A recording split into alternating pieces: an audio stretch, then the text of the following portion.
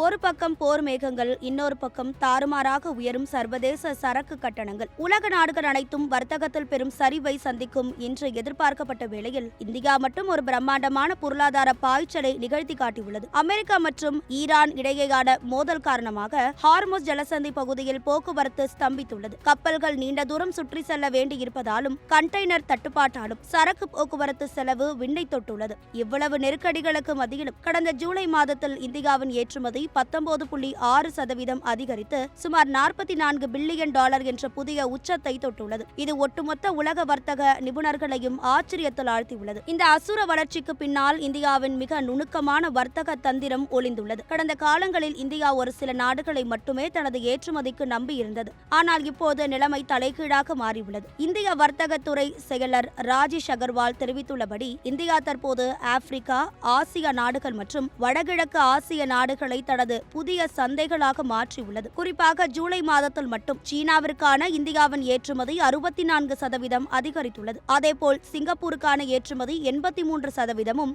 அமெரிக்காவிற்கான ஏற்றுமதி 12% உயர்ந்துள்ளது. ஒரு பாதையில் சிக்கல் ஏற்படும் போது மாற்று பாதையை தயார் செய்து வைத்திருந்த இந்தியாவின் முன்னெச்சரிக்கை நடவடிக்கை தான் இந்த வெற்றிக்கு காரணம். வெறும் எண்ணிக்கையில் மட்டுமல்லாமல் தரமான மதிப்பு கூட்டப்பட்ட பொருட்களை ஏற்றுமதி செய்வதிலும் இந்தியா முன்னிலை வகிக்கிறது. பொறியியல் பொருட்கள் ஏற்றுமதி 17% வளர்ந்துள்ள நிலையில் மின்னணு பொருட்கள் ஏற்றுமதி 57% என்ற அசுர வளர்ச்சியை பதிவு செய்துள்ளது. அதாவது வெறும் மூலப்பொருட்களை மட்டும் விற்காமல் தொழில்நுட்பம் சார்ந்த உயர்தர பொருட்களை இந்தியா உலகிற்கு வழங்கி வருகிறது. இதற்கு சான்றாக குஜராத்தை சேர்ந்த மங்களம் வேர்ல்டு வைட் போன்ற நிறுவனங்களின் ஏற்றுமதி வருவாய் கடந்த ஆண்டை விட 278% அதிகரித்துள்ளது.